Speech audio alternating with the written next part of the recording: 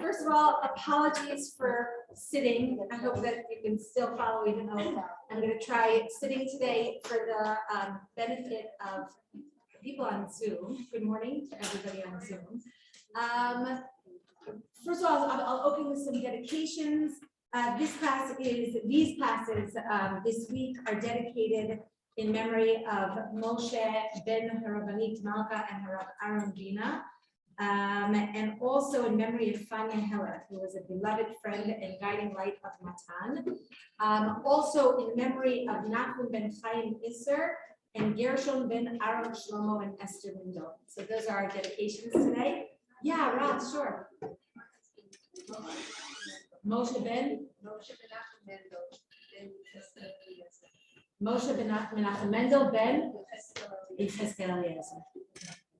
All right, I'll just say a few words about the Zoom. Both to the people who are out there listening and the people who are here, I'm so happy to see everybody in both places.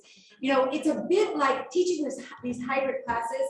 It's a bit like, patting your head and rubbing your stomach at the same time, right?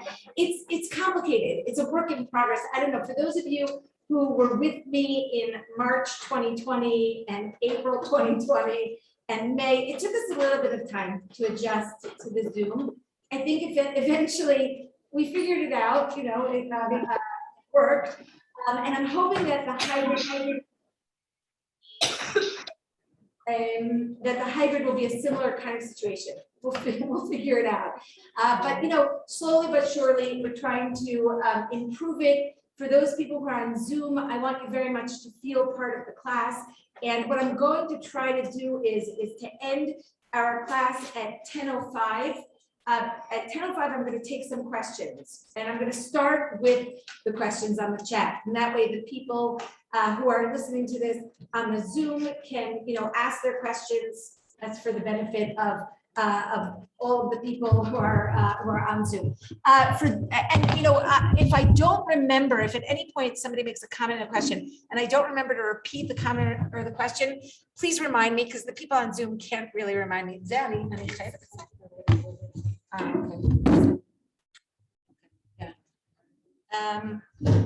Okay, so those are my Zoom announcements.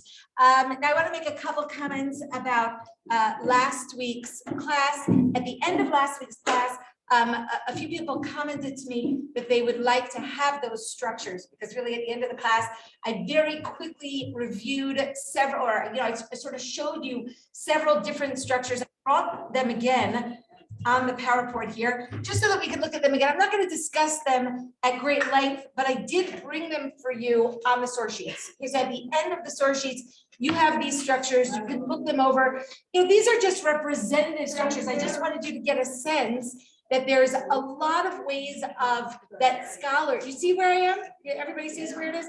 Yeah, so there are a lot of ways that scholars try to make sense out of the Avram stories. The Avram stories, it's a very long unit, right? There are a lot of different stories going on.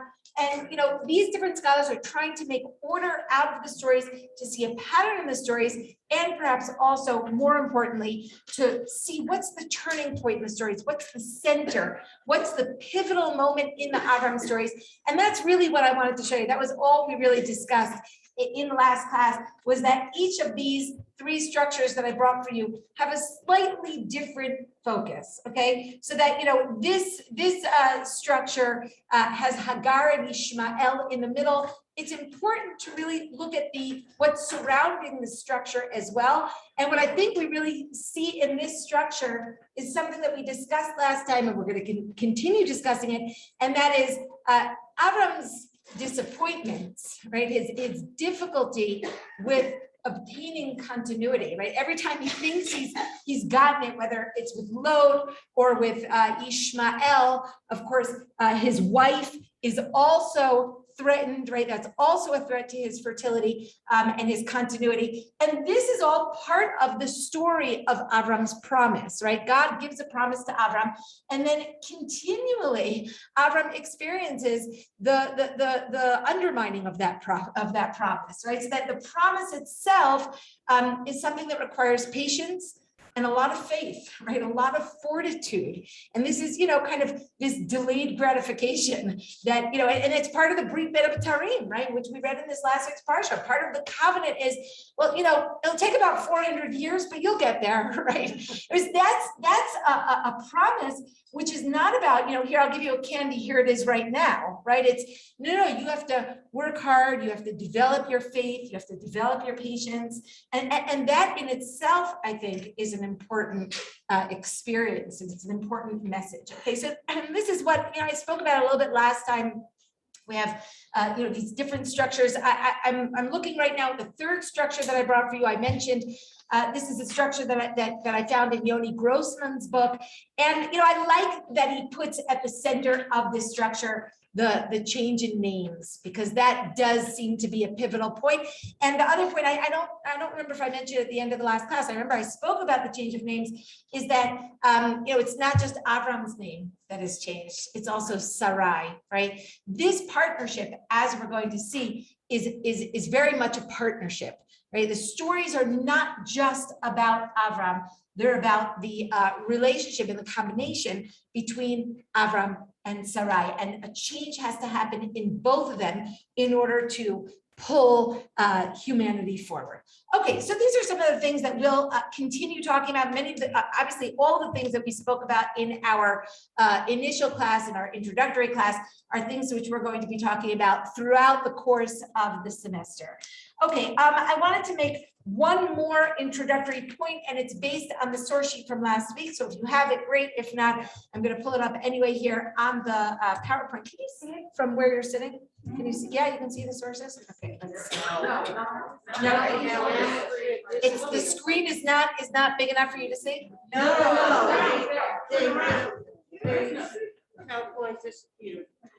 Huh. I think you have to have the. Let's see if I can do this again. Set up the participants on the side, and that clears the screen. Now can you see it? I'm a little technologically challenged. I figured out Zoom, and that's pretty much where I got to, but I don't know.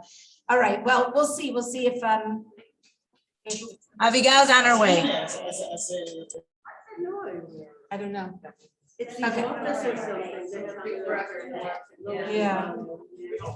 No, nothing still on the screen? Okay, fine. Someone will come and fix it in a moment. In any case, I'll talk about this final source. I'll talk about this final source that I brought on last week's source sheet. It's a source from the Midrash Tanhuma. It's going to be a source that we're going to repeatedly return to.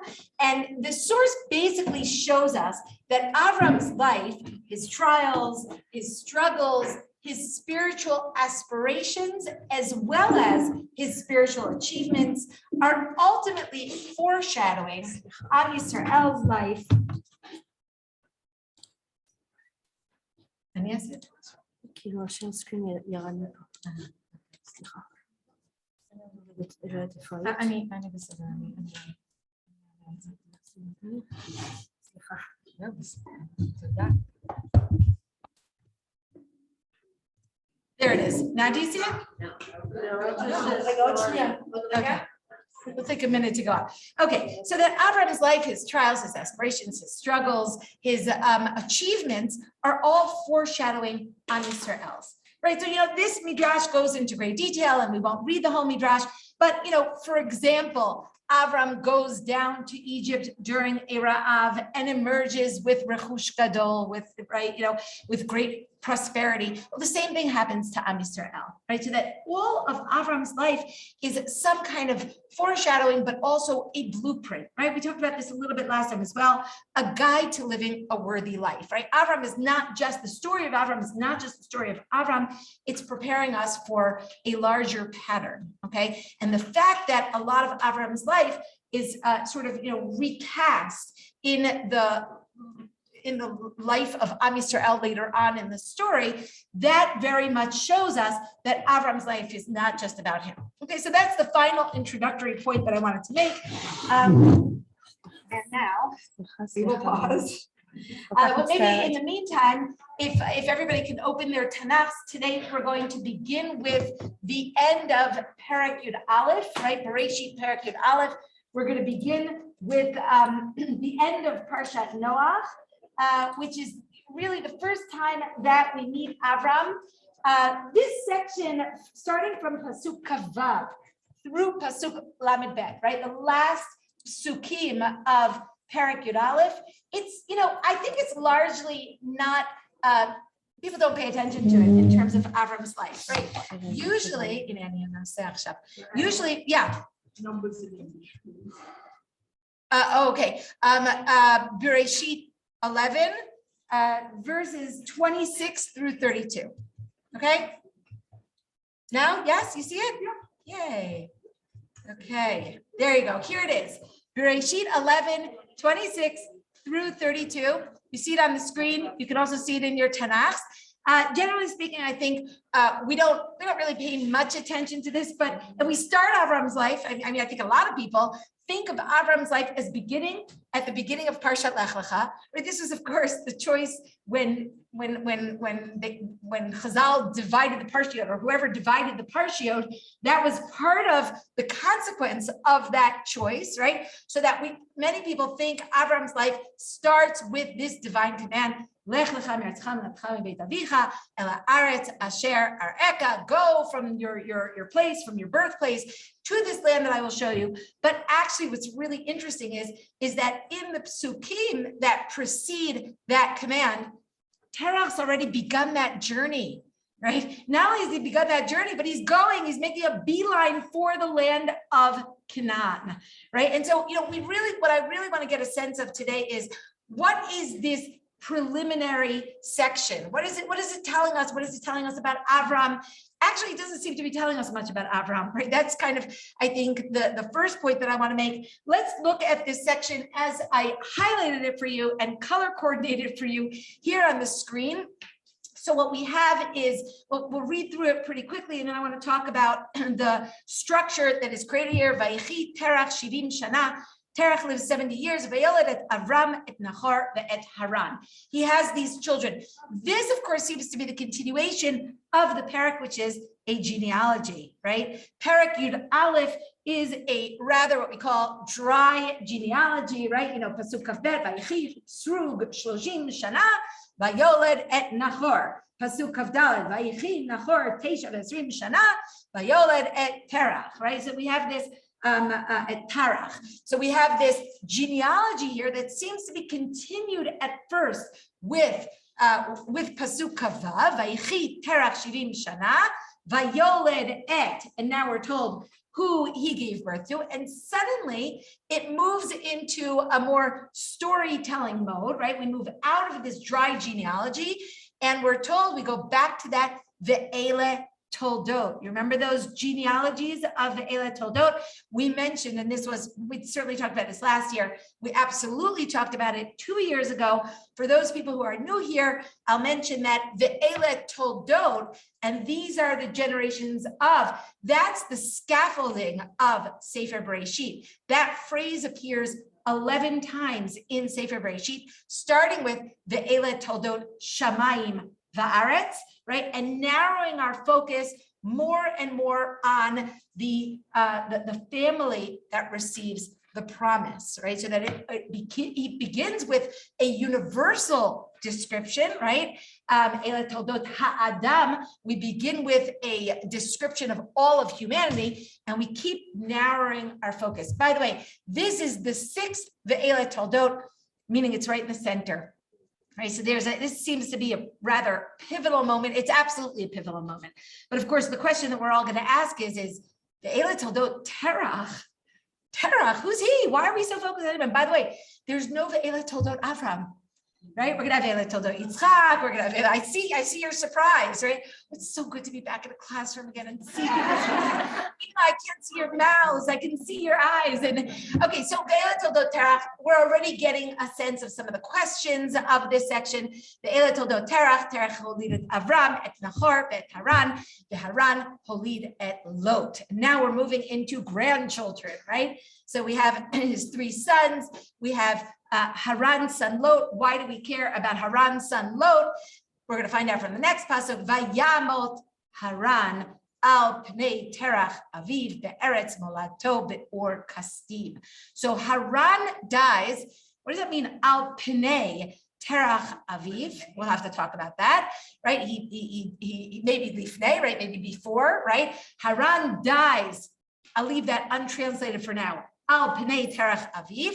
In the land of his birthplace, he's the only one that remains in Or Kasdim. Everyone else from that family does not die there. There is definitely a migratory quality about this family, right? They're moving away from Or Kasdim, which we'll talk about shortly.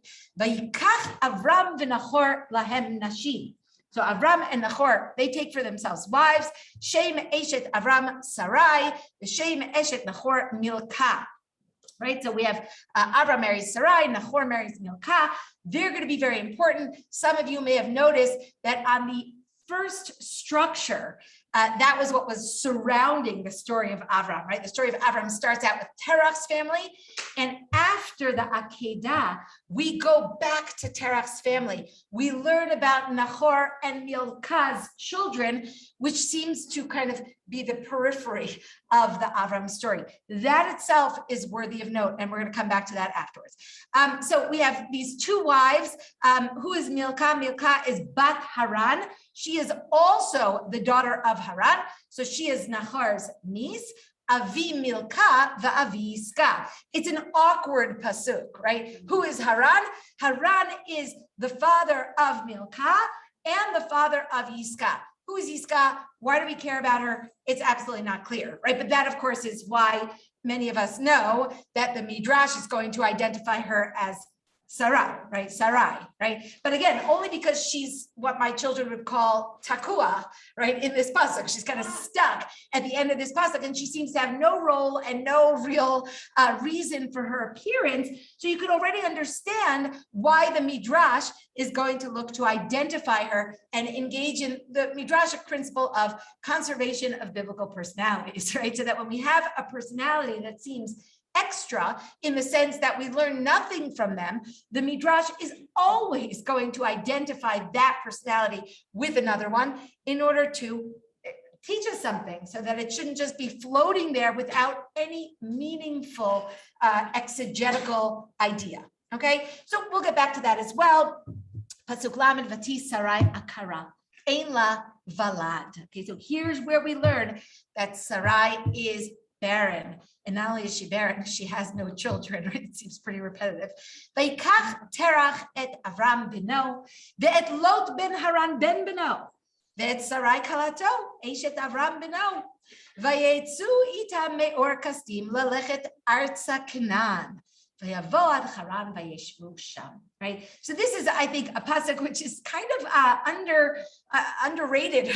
We don't pay enough attention, I think, to this pasuk. I may be wrong, right? But that's my impression, that Terach takes Avram, his son, and Lot, the son of Haran, his son, and Sarai, his daughter-in-law, and also the wife of Avram, his son, right? That's a lot of familial relationships going on there. And Terach takes all of them, and he leaves with them from Or Kasdim to go to Eretz Canaan. He's making a beeline for that same land that Avram is eventually going to get a promise to go to. They get to Haran and they stay there. Okay, Vayishvu Sham. Lashevet is a permanent settlement, right? Lagur is temporary. It comes milashon ger, right? You're a stranger there. Lashevet, it indicates a permanent settlement, and he stays there and he never leaves there, right? Terach dies in Haran, to the best of our knowledge. We never actually are told where. Oh no, I'm sorry. They're in Pasuk Lamed Bet. I apologize. Look at Pasuk Lamed Bet. Vayu yimei Terach chamesh shanim u'matayim shana. Right? He is 205 years old. Vayamot Terach Haran, right? That's what I was looking for. And Terach dies in Haran. Okay, so what can we see from the structure of this section in the way that I divided it for you here? So first of all, what I've highlighted for you on either end in yellow, Vayichi Terach, Vayu Yemei Terach, and I could have also highlighted Vayamo Terach, right? So at the periphery of this story, we have Terach's life and death, the Chronicles of Terach. This is the story of Terach. And when we have this is the story of Terach, especially embedded in a chapter which is about propagation, what we're really looking for is the continuation of Terach, okay? So if you look in the two green, right, the next two sections, B and B, I should have labeled it B and B. What do we have? We have the Toldot of Terach in Pasuk of Zion, right? I've highlighted it for you. Avram, Nahor, Haran, and Lot, right? Lot is very important. We don't know why he's important in Kav Zion, but by the time we get to Pasuk Kafchet, we know why. Because when you no longer have Haran, the continuation of Haran is dependent on Lot. So this verse is all about Terach's continuity. If you look in Pasuk Lamed Aleph, it's a similar thing. Remember, we noted there all of the familial relationships, and they were particularly the familial relationships with regard to or in relation to Terach, right? It was Terach's continuity. It is Terach's continuity that we're concerned about. Now, look at Kaf Chet and Lamed, what I've highlighted for you in blue. The enemy of continuity is twofold, death and barrenness. And he has them both. I'm sorry, it's not blue, it's green up there. On my screen, it's blue. I'm not looking backward. There's a limit to how much I can do here. But okay, Vayamot Haran is the beginning of Pasuk Kafchet. Vatihi Sarai Akara is the beginning of Pasuk Lamed. And you can see where this gets a little sticky, right? In other words, we're looking for continuity, death, barrenness. They're basically the same thing in this story because they are the enemy of Terach's continuity, okay? So on the backdrop of a chapter that is immersed in the flow of generations, right? That is marked, if you look at this chapter, that is marked by the words Vayoled Banim Uvanot, Vayoled Banim Uvanot, suddenly we break to a halt, right? We have a problem here with fertility, ein la valad, right? Instead of Vayoled Banim Uvanot, ein la valad, she does not have continuity. And so here we get to the center, right? The center, the corrective to the dangers of lack of continuity is marriage, okay? That's what we have here, right at the center, Pasuk Kaftet, Vayikach Avram v'Nachor lahem nashim, and we focus on the women, on the names of the women, on who these women are, where they come from. They're not just women who just are, kind of plucked up from nowhere. They're part of this story of this presumably illustrious family. Okay. By the way, from the next pasuk, from Pasuk Lamed, it seems pretty clear that of those two marriages that we saw right there in the middle, only one is going to bear fruit. I mean, literally, right? Only one, and that is, of course, Nahor. Right. So this story of Terach's continuity seems to only have one real solution, at least from the internal structure of the story, and that is Nahor and Milcah. Well, isn't that fascinating? Because when we go to Perek Kaved, it's the very same thing, right? By the time we get to the end of the Avram story, we haven't progressed that far, right? We said it before. Lot turns out to be, not Avram's continuer, right? And of course, Yishmael also. Yitzchak, well, there's Akedat Yitzchak, and Avram, he's saved last minute, but Avram emerges from that story deeply shaken. I assume, right? Or he could emerge from that story deeply. Maybe he doesn't. I emerged from that story deeply shaken. Let's put it that way, right? And at the end of that story, not only do I emerge saying, wow, another one, right? Lot is taken away, and Ishmael is taken away. Now he almost loses Yitzchak. What's next? You know what's next? Nahor and Milcah. They have 12 children. They've managed to build a tribe. Okay, and so the story on so many levels is about the question of God's fulfillment of his promise, right? Continuity. And even in this story, my biggest hopes for the moment, are pinned on Nachor, and that's why I'm so surprised in Perek Yud Bet Pasuk Aleph, which is the next pasuk, where God tells Avram, Lech lecha me'eretzcha v'lechem beit avicha, and then ve'escha legoy gadol. I'm going to make you into a great nation. And that keeps ringing in my ears, and I keep going back to that and wondering why him and not Nachor, right? In other words, the infertility, the barrenness, it lies at the core of the story of Am Yisrael, right? And the unexpected continuity lies at the core of the story of Am Yisrael. I would say that's true throughout Am Yisrael's history, right? But I'll leave that aside for the moment. The other thing that I wanted to note about this central pasuk, Vayikach Avram v'Nachor lahem nashim, is that this is the first time in the Torah that we have Vayikach lahem nashim since our last rather disastrous Vayikach lahem nashim. And where was that? In Bereshit Perek Vav, right before God decides to destroy humanity because of a flood. What we're told is, Vayiki hechel ha'adam larov al pnei adama uvanot yuldu lahem. Right? They have lots and lots of banot. That reminds us of our chapter, right? Vayoled banim uvanot vayir'u vnei ha'elohim et binot ha'adam ki tovot heina. We're not going to explain this, right? This is so such a difficult pasuk. We spent a lot of time on it when we did learn it, but whatever it means, it's obviously not good, right? The Bnei Elokim, whoever they are, see the Benot Ha'adam, whoever they are, they think they're good, they like them. They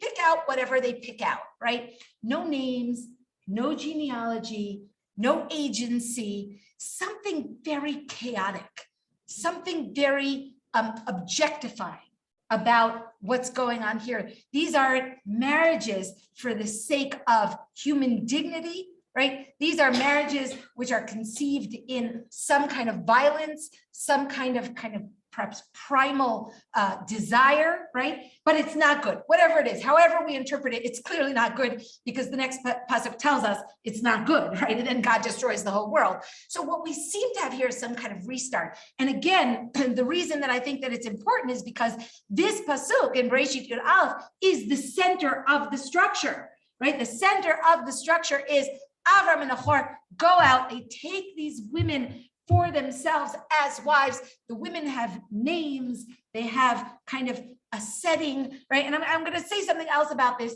in just a few minutes, but for the moment, that's what I want you to see. Okay, so the interesting character in our section is, of course, Terach. I want to see if the people don't block me here, right? Okay, so the interesting question, of course, which we raised as we were reading through this passage is, my Terach, right? Like, why Terach? Why do we care about Terach? Why is he important?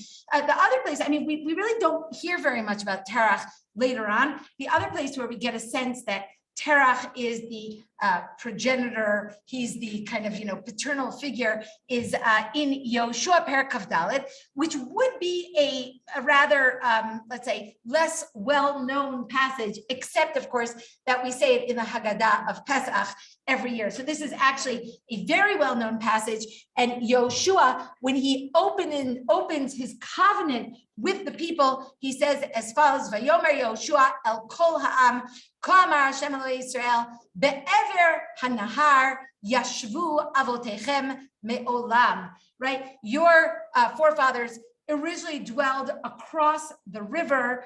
Terach avi Avraham ve'avi Nachor. Nachor is part of this family. He seems to be a very important figure. Terach, the father of Avram, the father of Nachor, vayavdu Elohim acherim.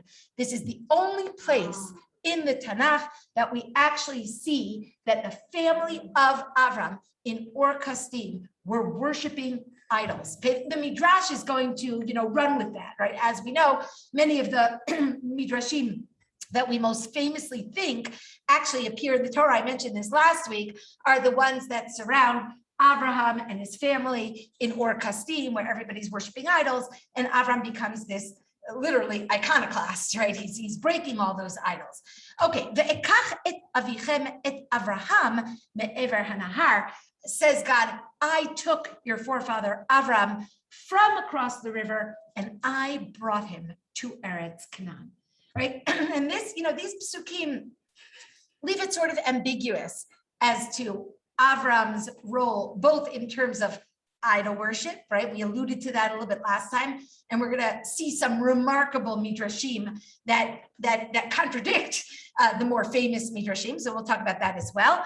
And in terms of Avram's own volition, right? This description makes Avram out to be very, very passive in this regard. It's like, God sort of says, I came down and plucked Avram out of that setting of idolatry, and I brought him to Eretz Canaan. But he himself doesn't have a lot of agency in this particular description. So Terach is presented as the progenitor, right? The first one of this generation, which of course coheres with the Ele Toldot Terach that we saw in Pasuk Kaftet, right? That starts out.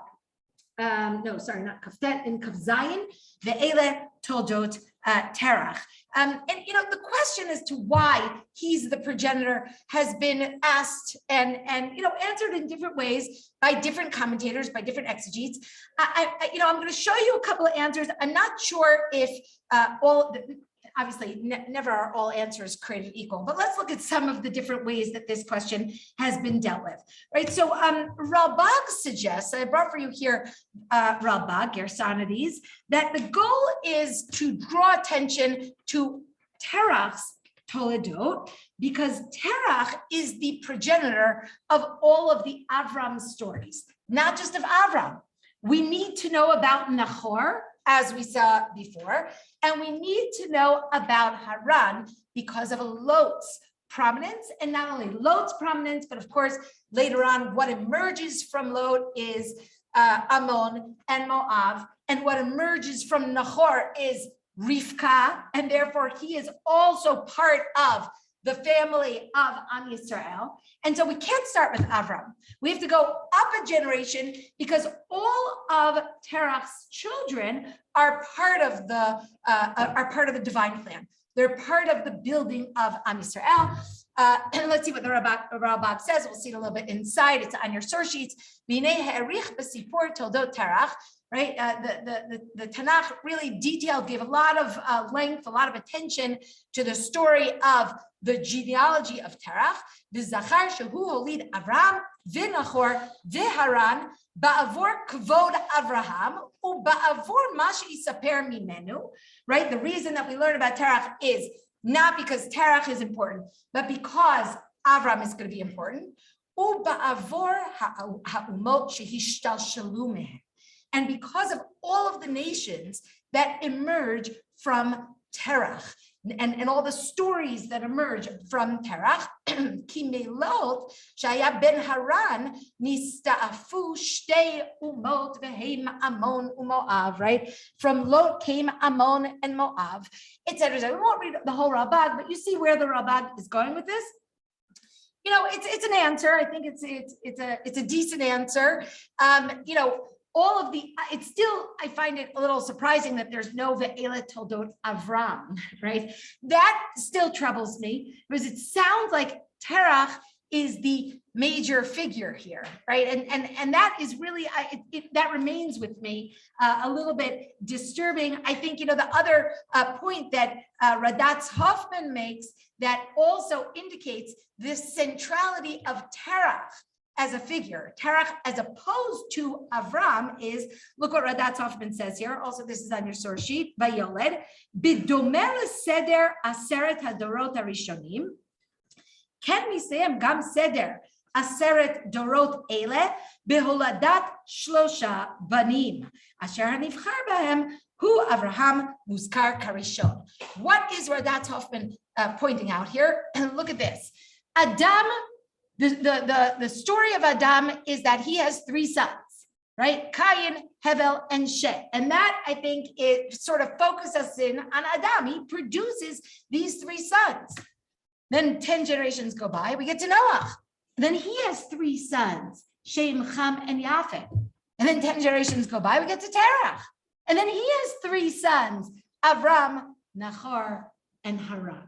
That's what Radatz Hoffman is drawing our attention to. He's sort of saying, Terach seems to be more parallel to Adam and Noach being the most important figures that bring about that next period in biblical history. And so Terach seems to be presented and kind of centrally featured as that figure as well.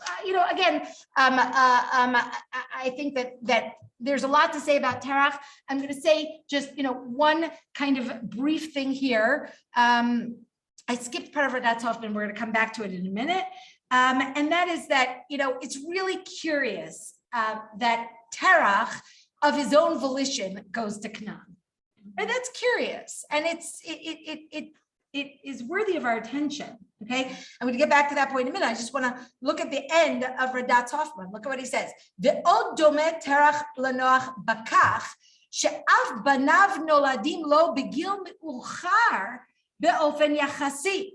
Right? He says, in what other way is Terach similar to Noach? Remember, Noach only has a child at the age of, anybody remember? 500, right? Which again, these numbers have to be seen within the context of the genealogy. That's a lot older than everybody else in his genealogy. And Terach has his first child at what age? 70, right? We just read it. He has his first, it says in Pasuk Kavav, Vaychi Terach Shiv'im Shana. But look backwards on his genealogy. What was the age of his father when he had his first son? 29. What about his grandfather? 30. What about his great-grandfather? 32, right? So what Radatz Hoffman is pointing out is, look at this. Like Noach, it seems like Terach didn't have an easy time having children. Which when I hear the words didn't have an easy time having children, I hear the chosen person, right? Remember, we talked about this a little bit. We're going to keep talking about it. Infertility is part of the struggle, right? That creates greatness, right? From the mashber, from the crisis. What does the word mashber mean? It means crisis. What else does it mean? To birthing, right? From the mashber, from the birth pains, from the labor of bringing continuity into the world, right? One achieves greatness, right? So infertility is part of the story of the Tanakh. It's part of the story of the great figures in the Tanakh. And it seems to me that if you look at simply the fact that the age of Terach is a lot older than the others in his genealogy, with the exception of Shem.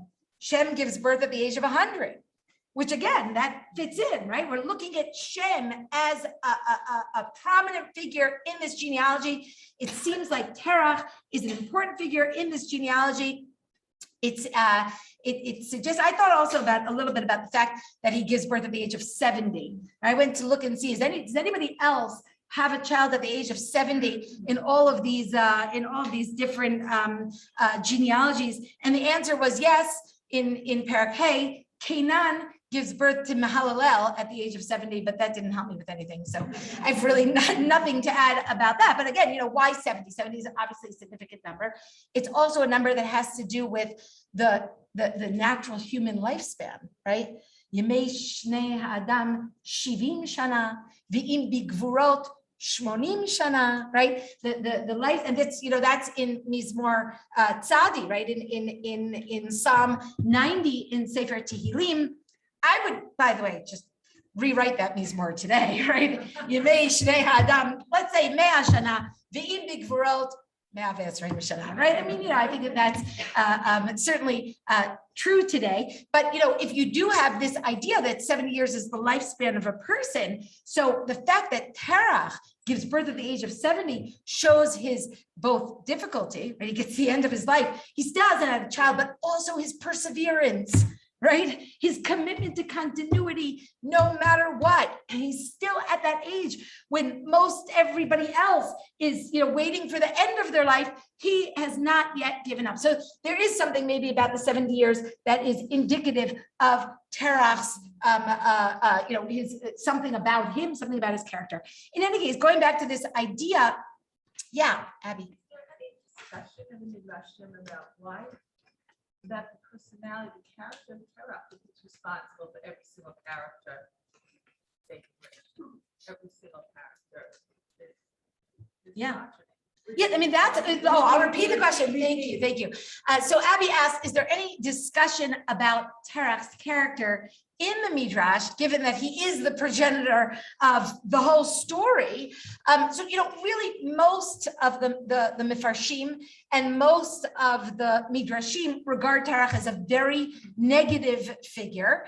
And that's, of course, based on the Sukkim that we saw in Yoshua. Right? He was an idolater. That's pshat, right? That's the simple meaning. And the Midrash runs with that. There are some Parshanim, there are some commentators that are going to talk about Terach's tshuva. Okay. And I think partially to answer Abby's question, right? He's so centrally figured. He's such an important, prominently featured character that something good must have happened to him. We're going to see that in just a moment. That's going to be the next source that we're going to pull up. But I will say something else. Let's say Terach is a negative figure and he's at the head of Am Yisrael, right? That also has a message. Right? He's the one that starts on Yisrael, but that doesn't impede Avram from forging his own path. What's the first thing that Avram has to do in order to forge out on his own from Terach, who's clearly such an important and prominent figure, and is going to be the father of, all of the stories here. Lech lecha me'artcha moladcha u'mi beit avicha. You have to leave your father. Right? That is quite a command. In any case, but especially given Terach's prominence here, if we see his prominence, presumably Avram sees it as well. But for the moment, I do want to pause and look at some of these Parshanim who are, fans of Terach, right? Which again, I really understand where that's coming from. It's a little troubling based on Yoshua, but I understand where it's coming from. And I think it really starts with where Terach goes, right? He is on his way to Canaan. What made him go to Canaan, right? Again, Canaan being, certainly not, look, there's a lot of answers that we could possibly give, right? Canaan is clearly not, a place that is part of, that is ever going to be a superpower, right? We know that. Why is Canaan never going to be a superpower? Because it has no river. It has no river. It's stuck between two superpowers. So it's a pawn. Or, right, for many years it's a pawn, right? Conquered by this one, then conquered by that one. Or Canaan is situated to become the place from where God's message of virtuous living can go forth, right? Lacking a river. That's the kind of society that we need to create. One that doesn't regard its own prosperity as coming from its own resources, but one that lintar hashamayim tishtemayim, you're always looking at God, and also a society, I think I must have said this 3 times this week in different classes, a society that does not regard its ultimate aspiration as being about empire building. This is just sort of a critical basic element of the Tanakh that we're going to talk about a lot in the Avram story, because all basic ideas in Am Yisrael are going to emerge to some degree from the Avram story. And one of them is that never, ever, ever is Am Yisrael given a mandate to build an empire, right? So going to Canaan is not the most obvious direction. Yes, Judith. But why isn't it the opposite? If the land doesn't have great resources, then by definition, they won't expand their borders to get to good resources. exactly the point. I'll repeat the question. If the land does not have great resources, the most obvious thing to do is to expand your empire in order to, shall I say, steal the resources of others, right? I can't think of anyone that did that, but I'm sure if we think hard, we could probably come up with someone, right? That's exactly the point, right? We don't have great resources.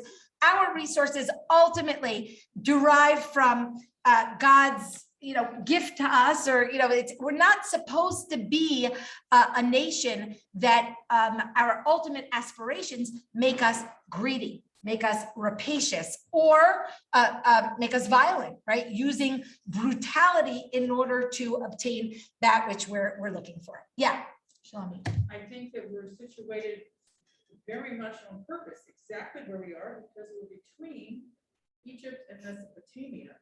And we were to be a light unto the nations. Absolutely. And Yeah. so that's where our central location. Yeah. We can't get anywhere without going to there. Yes, absolutely. Yes, I'll repeat that. And that's what I was alluding to before, which is that the other idea is that Israel is situated between the two great superpowers because everybody's traveling through Israel, right? It's the sort of ancient version of we appear on the front page of the New York Times every day, right? Ki mitzion teisei Torah. I'll take one more question and then I'm going to pause questions just for the sake of Zoom. Yeah. Parallels the infertility of the woman, because the fertility of the land. Absolutely. And things you have to ask Hashem for Geshem and.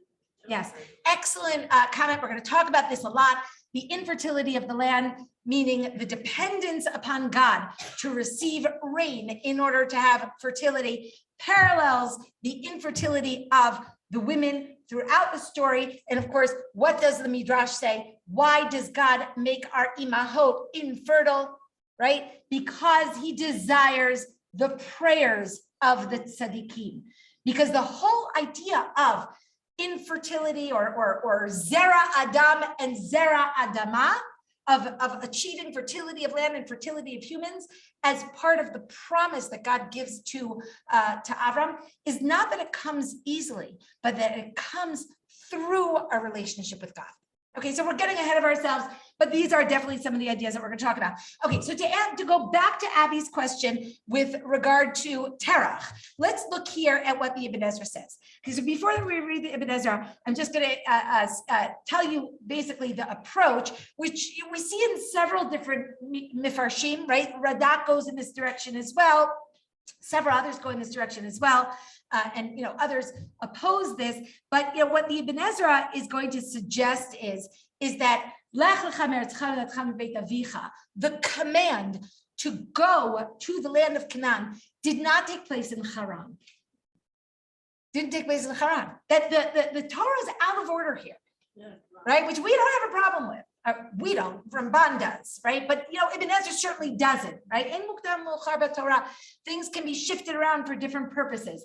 But that this command came to Avram when he was in Ur Kasdim, and he told his father Terach, and Terach said, "Yalla, let's go." And so that journey to Canaan, that journey is the response to God's command. That puts that sheds a whole different light on Terach, right?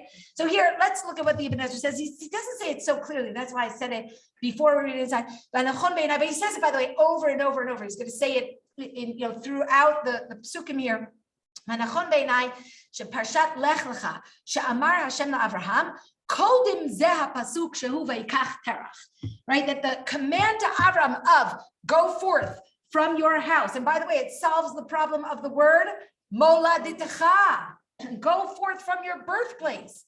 Anybody who says that Avram got that command when he was in Haran has to reinterpret the word moladitecha and can't understand it as birthplace, which is fine. That's what the other Mefarshim do, right? But he says, no, that command came before Terach, took everybody and left.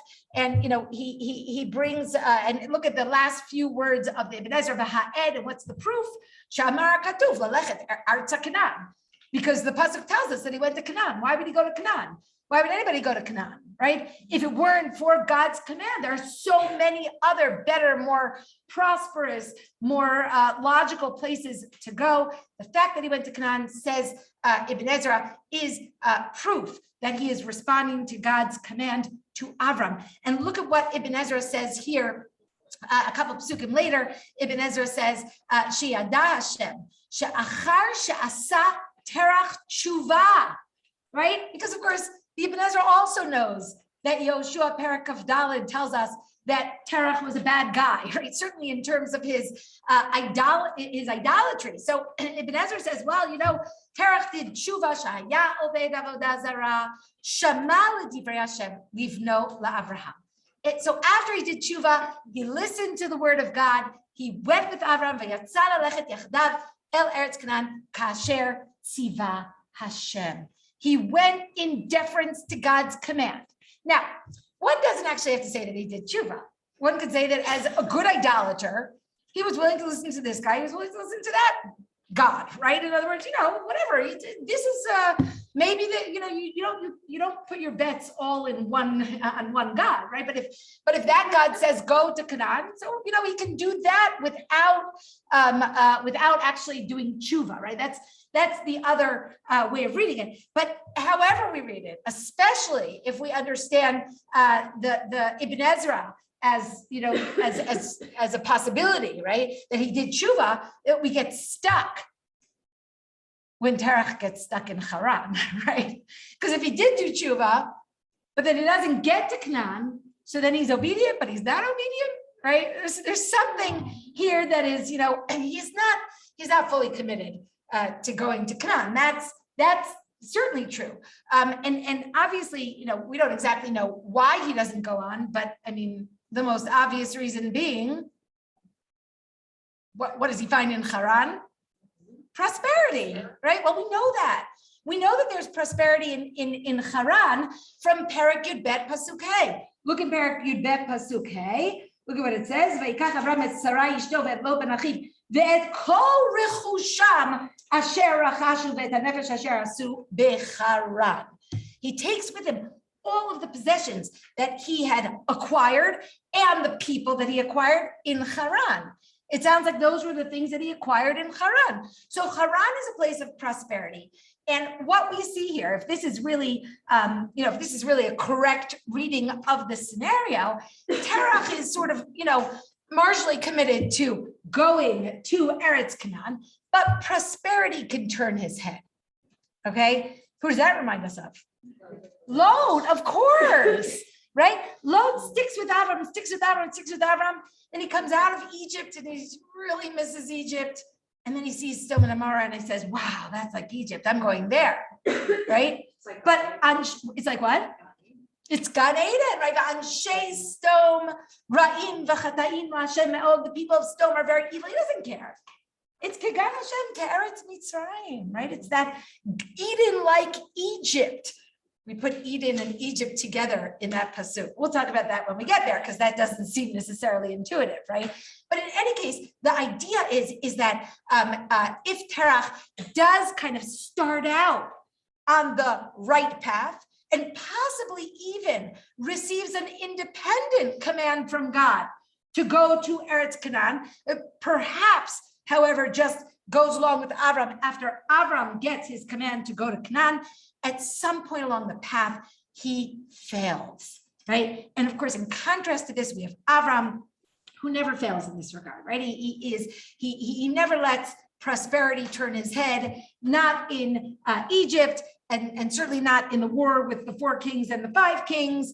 And at no point in the story does that become for him ultimately his ultimate aspiration, right? So, a colleague of mine, you may have heard him give shiurim here at Matan, Yashi Farjun. Anybody ever hear him? So he suggests that God originally chose Terach, right? That's why it says Ve'ela Toldot Terach, and he sent him to Canaan, which, we don't have a pasuk that says that, but that certainly could be, something that we extrapolate from the story, but that he doesn't finish his task. And so Avram takes over. What I like about this approach, what I like about this suggestion, again, it remains speculative exactly why Terach goes to Canaan.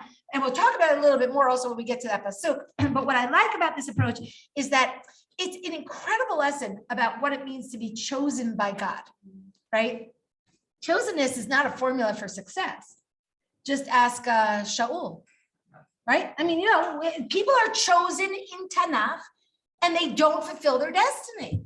To be chosen doesn't mean to succeed. To be chosen means to burden the responsibility of chosenness at all cost. And yeah, and it's not always fun, right? There are endless Jewish jokes about that, right? So the idea, of course, is that if Terach was chosen and then he does not succeed in getting there, and then Avram comes in and does succeed in getting there. So we have these two models of what happens when in fact you're chosen. Okay, so we're going to come back to Terach later in the story, but those are basically the thoughts that I wanted to share with you with regard to Terach's prominence in the story. Yeah. Like many people we know, they were on their way, in a sense, to make Aliyah, and they somehow got stuck. So you think of Terach as one of those, and Avram was following him, and then God said, sorry, Buster, but your father's not going to make it. Now you leave your father's house and continue on your own.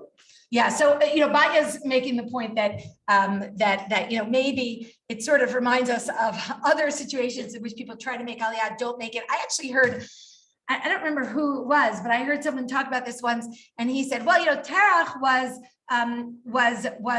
a secular Zionist, not a religious Zionist, right? Which again, I'm not casting aspersions on secular Zionism. They set up the country, but what he means to say is that there was a certain genre of coming to Israel which didn't ultimately wasn't motivated by obedience to God. It was motivated by setting up a nation like all other nations, and there you can get stuck on Uganda, right? That's what he was trying to say. I don't know if that's a good model, but because Baya brought up what Baya brought up, so I'm not going to go in that direction. I'm going to pause questions because I want to push forward a little bit. Let's look at just because I say something doesn't mean I identify with it, right? It's just someone raised that idea, and I thought of it because of what Baya said. So. In the next pasuk, we're told that, here I just brought up for you what Ibn Ezra says, V'kasher bat Terach el Haran, yashar hamakom beinav, vayashav sham vamet, right? It was because, Terach came to Haran and saw it, found favor in his eyes, so he settled there, and then he died there. Okay, all right, and I did want to, before I get to that, I did want to mention something about, Haran's death, right? So that is a very important point in the story. Within the chapter on birth and on life, Terach's family seems to be more focused on death and on barrenness. And I wanted to draw your attention, we said it before, right, that the word for crisis is mashber, which is also the word for birth pains, right? So in crisis and difficulty, in struggle, lies the birth of new opportunities, new vistas, right? Moving out of one situation and kind of, trying to build something stable and a new direction. And that's, very much what we see in the Avram story. There's a wonderful midrash from one of my favorite books of midrashim, right? We know there are 10 different midrashay rabbah, right? And they're not all written at the same time. They're not all written in the same language, right? They're all separate. They just became known as the midrashay rabbah, as if they're all, part of one book, and they're not, right? We have 5 midrashay rabbah on the Chamisha Chumshei Torah. Bereshit rabbah is from the 3rd century. B'midbar rabbah is like the 10th century, right? They're really different kinds of. The Bereshit rabbah is probably more like the 4th century. And we have 5 midrashay rabbah on the 5 Megillot. Eicha rabbah is the earliest of those midrashim. And the reason, of course, is because people were very focused, the rabbis were very focused on Eicha. They were very focused on, extrapolating messages, positive messages of consolation from a book of crisis. That's what Eicha Rabbah is. And the reason the rabbis were so focused on this, of course, is because they're dealing with their own crisis, their own exile. If Eicha is about the exile from Israel in 586 BCE, Eicha Rabbah is a response to the exile from Yerushalayim in 70 CE, the second Beit HaMikdash, right? So Eicha Rabbah is looking to find strength in crisis. Look at what this midrash I think is just wonderful. This midrash is based on the words Ein La Menachem. Where does that appear? In Eicha, Parak Aleph, 5 times, with different variations, right? Ein La Menachem, Ein Menachem Li, Ki Rachak Mimeni Menachem, right? So she has no comforter. It's a really kind of despairing verse, right? It seems pretty hopeless, right? Look at what the midrash says. Amar Rabbi Levi, Kol Makom Shene'emar Ein Havala. Wherever it says there is none, eventually there is, right? It's a remarkable statement. You don't see how creative this exegesis is? I mean, basically turns the pasuk on its head. When you see the word there is none, you should know that there will be. What's their first proof? Vatihi sarai akara ein la valad, right? The havala, but she does eventually have a child. And all of the examples here are taken from women who have trouble with bringing children into the world. And the final example is Zion, Am Yisrael, Yerushalayim, right? And so what this midrash is telling us is that Am Yisrael is built on the strength that comes from crisis, that comes from the possibility of lack of continuity, the need to persevere and to work hard in order to bring about continuity, right? Which is one of the reasons I think that the stories of women in the Tanakh are often feature the strength that emerges from the desire for continuity, right? Think of all the women in Egypt who can defy the strongest human being on the planet, Paro, right? The midwives, Yocheved, right? The mother of Moshe, the sister of Moshe. This is all about the strength that is born from the crisis of infertility. Kol makom shene'emar ein, every place where it says there is none, havala, there is. And that's very much, I think, lies at the heart of the story, lies the beginning of the Jewish people, the crisis, the uncertainty, the possibility of despair, which eventually allows us to focus and gather strength to build in the future. Okay, now as for the significance of Haran's death, right? So we mentioned before that the pasuk itself, Layamot Haran al Pnei Terach Aviv, it's unclear exactly what that means. What does al Pnei mean? So there are 2 possible explanations for what it means that Haran died al Pnei. So the first one is lifnei, right? And this seems to be the closest one to the pshat, right? Haran died before his father. Why is this stress? I mean, based on everything we said before, that's unnatural. That suggests a discontinuity, right? That suggests a real crisis. And the Ibn Ezra explains it this way. He says, Tam al panei lifnei aviv. The lekach tov here adds the point. And he says, She'ad ata lo meit haben lifnei ha'av. Until this point, no child died before a parent. What does that suggest? What is it that is being thrown at Terach now with the death of Haran? Hold off on your question. You're asking the right question. Of course, Baya is right. That's not true. But hold off for just a moment. We haven't got there yet. But according to this reading, which I mean, also the Ibn Ezra knows, and the Lekach Tov knows this as well. But what is it? What is the Lekach Tov saying? What's being thrown at Terach is this kind of need to grapple with the possibility that God has deliberately brought discontinuity into his line. This is not This isn't happenstance. even Ezra. No, this is Lekach Tov says he's the first one that has to deal with a child dying.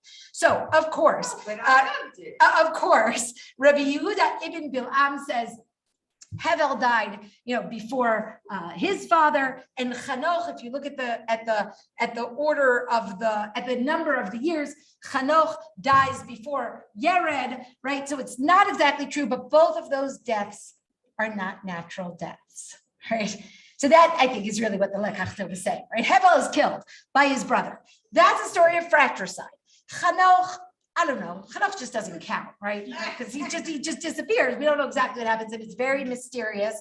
And he's going with God. It's not a story of discontinuity. It's something else kind of mysterious going on there. And so in that sense, I completely understand and identify with what it is that the Lekach Tov is drawing our attention to, which is that if Terach reads the situation well, if he looks at it carefully, what he's meant to extrapolate is, I am meant to think about this. I am meant to draw the necessary lessons from the possibility that I will not have continuity. He watches his son die. He watches his daughter-in-law be infertile, right? He gets up and he migrates. That seems to be a response to something. It's a response to the possibility that this is not a place where God wants him to have continuity, right? Perhaps. Again, I'm suggesting. So, this Al Panei Terach Aviv may be emphasizing the possibility that, in fact, Terach is being told, he's dying before you. You need to think about the crisis. You need to experience this as a crisis. You need to internalize what it means to be part of this struggle, of this line that struggles for continuity. That having been said, the other reading of Al Pnei Terach Aviv, which is how we'll begin our next class, is not lifnei but mipnei, right? Mipnei Terach Aviv, meaning because of Terach, right? Many of the Midrashim go in that direction, that Haran dies because of his father. And that's where some of the Midrashim emerge with the story of the Kivshan Aish and Nimrod, et cetera, et cetera. Okay, what I'm going to do now is I'm going to look at the chats. I'm going to take some of the questions from our participants on Zoom. And then I'm going to, if there's any questions here, I'll happily take them from here. I ended 5 minutes early so that, we could actually have time to do this. I see there aren't that many questions. Let's see. Source sheets, please. No, that doesn't. And I've said this before, right? I would end my class when we were learning Zoom together with, 50 chats, but at least 40 of them were, I can't hear, I can't see, right? So that's, at least that saves a little time. Sound not okay. Okay. Haran had his son Lot. All right, so we eventually got to that. Maybe there's no Ve'ele Toldot Terach because we are all the Ve'ele Toldot Avram because we are all the Toldot Avraham. The story is still ongoing and hasn't ended. It's an interesting reading, but we do later on have the Ve'ele Toldot Yitzchak, the Ve'ele Toldot Yaakov. So we do seem to be narrowing in. I actually think that maybe the strongest answer, which doesn't mean that it's correct, but the strongest answer is that really Terach is positioned to be the chosen figure. And the fact that he was worshiping idols doesn't bother us because he could, right, the opposite, right? He emerges from that. And it certainly does seem to emerge at least from the place of idolatry. Okay. Diana says, let's see, Hashem could have spoken to more than one person, but Avram is the one who responded, like with Moshe and the burning bush. Yeah, certainly. It could be that God gave that message to, dozens of people, right? Absolutely. I think that that's exactly the point of Terach starting out on the journey and then not getting, to the journey at the end. Okay, so someone is asking for my email, which since someone's asking, I'll just mention it's very easy. If anybody ever wants to contact me by email, because we are a very big group, so I can't always get to everybody's questions. So you can always email me with your questions, with your comments. I always put it on the PowerPoint at the end, but I never get to the end. So it's very easy. It's yaelziegler@gmail.com. Okay, let's see. There are 2 more questions. Let's see. Okay. Sarah should have persevered and waited. But Hevel died before Adam. Okay, so we spoke about that. Sarah should have persevered and waited. I'm not sure exactly what you mean, Marcia, because she does persevere and wait. Oh, you're saying in terms of Hagar, when she takes Hagar, that's an interesting question, right? Is the taking of Hagar a story that is critical of what Sarah does, which it certainly is, or could be read that way in light of what happens between Sarai and Hagar, right? When Sarai torments Hagar, which is not behavior that I think any of us look at and say, that's okay. And so perhaps what Marcia's suggesting is maybe the very fact that she goes out and takes Hagar and tries to hurry the process of continuity is itself problematic from the beginning. And that's a very interesting point. And we will get to that eventually. We're not going to get to, the later stories for a while. Okay, let's see. Why is the birth of Milcah and Yiscah mentioned separately from the mention of Lot as Haran's children? Okay, so we're going to talk about that a little bit next time, right? Milcah and Yiscah, especially Yiscah, right? What is the role of Yiscah here? Okay, Dara says God's command to Abram did not include the destination. How did Terach know to head there? Again, this is a good question, right? Because when God says to Abram, we talked about it a little bit last time, part of the trial is, I'm not telling you where. Follow me, right? What Kierkegaard calls the spontaneous leap into the absurd. Right, which is a great phrase, right? But I mean, Terach seems to know. So again, we could speculate. We could either say that God did tell Terach, right? Or we could say, well, the Psukim are telling us that eventually he was supposed to make it there, but he doesn't continue following God until the end. We just don't know. We really don't know. But again, the pasuk is very clear that Terach is making that same journey that eventually is going to be undertaken by Avram. That point, I think, is the important point. Yeah.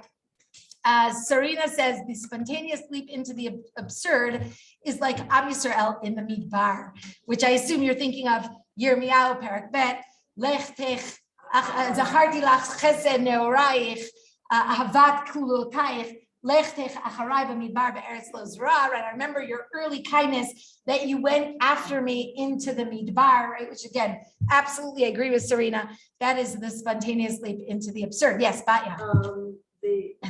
I think that today's discussion and topic is very much an answer to Rashi's question about why did the Tanakh start with Bereshit, because we're giving the importance of all of this background. Oh, absolutely. Yes. I mean, one thing that we didn't talk about so much in our introduction, but we've talked about it in what Batya said is that what we talked about today really answers Rashi's questions as to why we start the story of Am Yisrael, not with mitzvot, but with stories, right? And this is something we've talked about in previous classes, certainly, but we see, I mean, this is what we see in every single class, that these stories are the fundamentals, right? They're the foundations. Okay, I think we did it. I answered all the questions here, all the questions here. All right, it's wonderful to see you. And that's the main thing. Goodbye, everyone on Zoom. It's wonderful to see you. I'm going to turn off the PowerPoint so I can see as many of you as possible. It's great to see you.